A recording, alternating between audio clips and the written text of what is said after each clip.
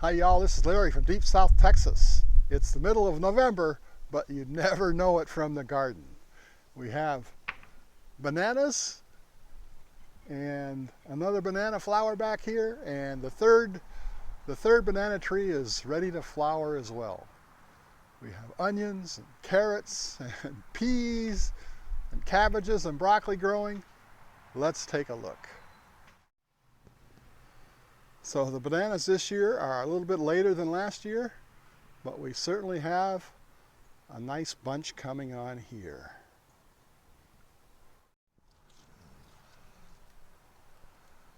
And the second banana tree has put on a flower, and it's producing bananas as well. I don't know if these will make it before we get a freeze, but I hope so.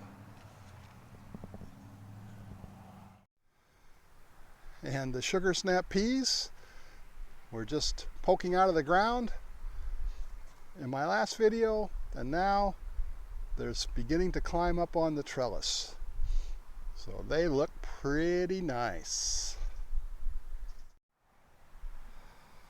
And the carrots, well, I still had them covered up on the last video, but I took the cover off a few days later, and the carrots had sprouted, and they're growing every day.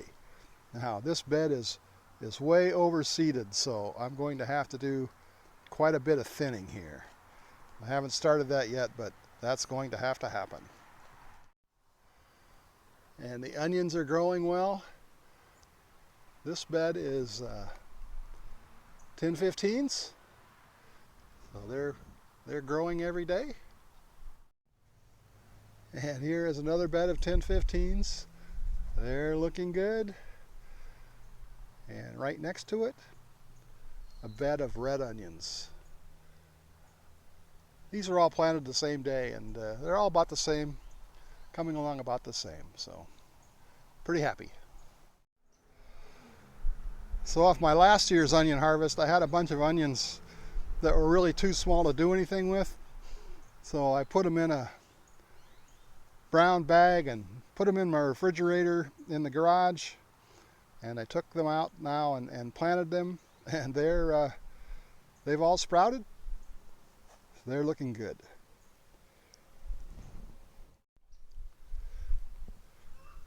So these will probably be the first onions we'll be enjoying this year. I expect most of them will go to seed, so we'll try to grab them before that happens. So when I moved the raised bed from underneath the banana trees to where I have it growing sugar snap peas now, there was this artichoke growing there and was never doing anything. It was sort of growing in the shade of the banana trees, so I sort of split it up and replanted it in this bed to see what's going to happen with them this year. I never have grown any artichoke flowers, so no artichoke hearts, but maybe if it gets a little bit more sun, it'll do better. Maybe it'll do worse. We'll find out this year. So I cut back all of the dead growth and some of the still alive growth on my tomato that's survived from last spring, and it looks a lot healthier now and it continues to grow. It's reduced in size quite a bit, but hopefully, you know, we'll get some tomatoes off of this before we get a freeze. So this bed has early Jersey Wakefield cabbage, mainly. They seem to be doing okay. And then there are a couple all-season cabbages here on the end. We'll see how they do.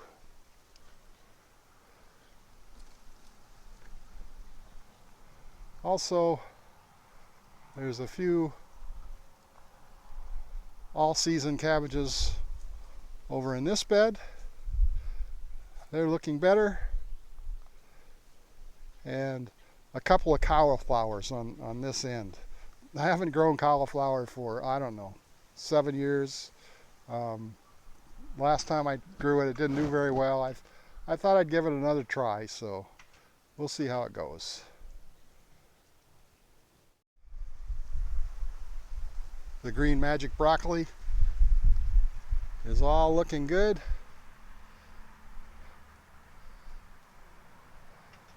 I had about 9 plants that were kind of small when I planted these out. I have since have them planted out, and they're over here in this bed, and they're looking pretty good as well.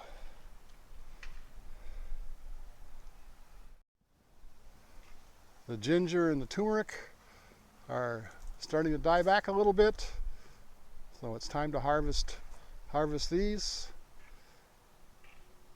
I'm sure we'll get a really nice harvest of turmeric. I gave the ginger its own barrel this year to see if we get a little bit better harvest, so we'll find out. I may need to change the variety of ginger I'm growing. We'll see.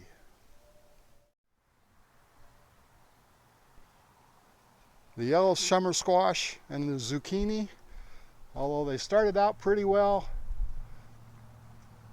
they don't seem to be too happy at the moment. I think maybe it was just the wrong time of year to try to grow those. Still a few flowers, but I'm not seeing any fruit. And the leaves, well, they're looking a little long in the tooth.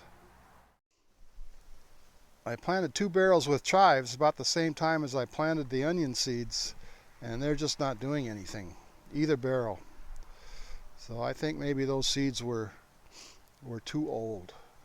Have to give it another try.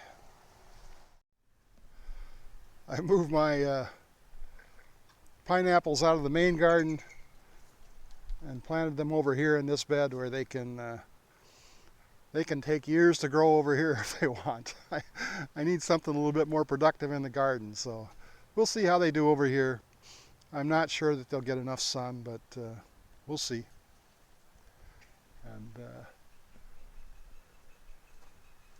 this is also where the grapes are planted, and they're ready for the spring to start new growth.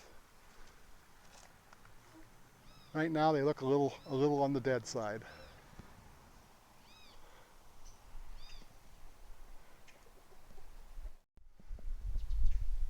This used to be a lime tree, but the lime tree portion died, and the tree has now gone back to whatever its rootstock was, so it ends up being sour oranges. I don't really have a use for the sour oranges, but I'm sort of keeping the tree around so I can maybe graft some other oranges onto the old rootstock.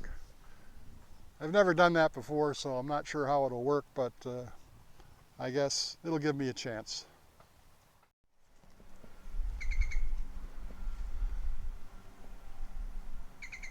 My juice oranges, they're doing well.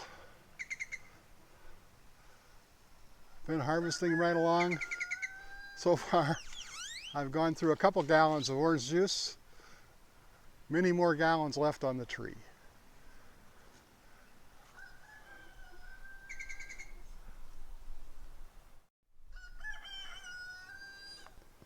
And the chickens are all doing well.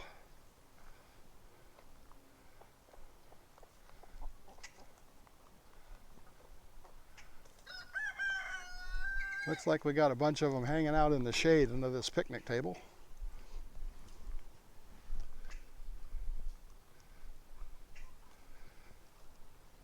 Oh, we're getting 6 to 8 eggs every day now. It's pretty nice. More than we can eat. I give a lot of them away.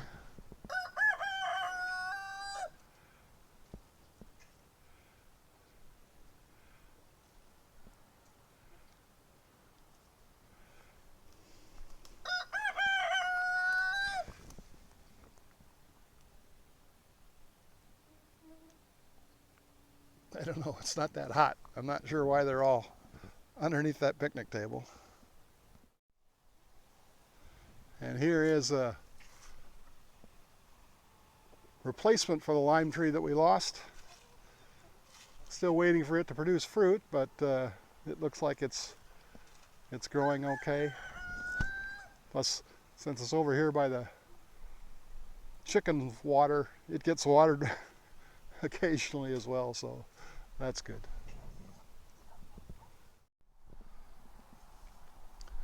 So one of the first things I do in the morning when I get up is let the chickens out of the coop into the run, and then I typically come over and take a look at the garden, make sure everything's looking good.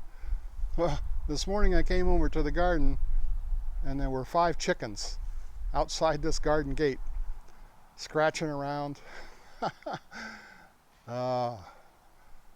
Really surprised me, but they weren't my chickens, so that made me feel a little bit better.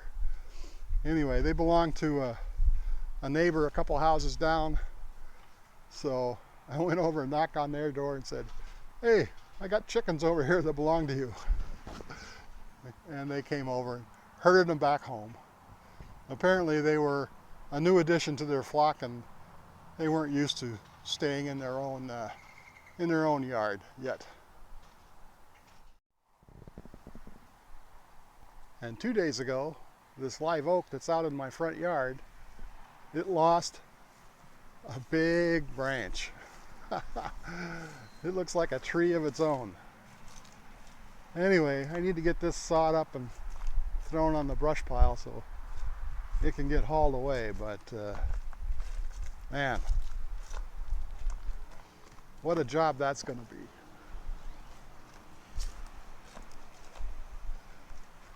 There's a lot of tree there. It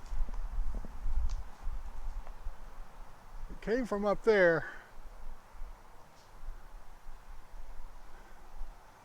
but this tree is growing too proud. It can't hold up all its branches. So as you can see, there are a lot of plants growing here in the garden at Deep South Texas.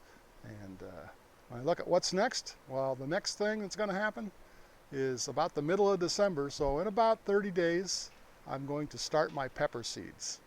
Now I will start them indoors, and then 2 weeks later, I will start my tomato seeds. So around the 1st of January for tomatoes, the middle of December for peppers, and hopefully they will all be ready to plant out the first week in February. They might not be planted the first week in February, but they should be ready. So still lots going on, still lots to do, still an exciting time in the garden here at Deep South Texas. Well, I hope you enjoyed this video. If you did, please give it that thumbs up. Thanks for watching. We'll see you again next time.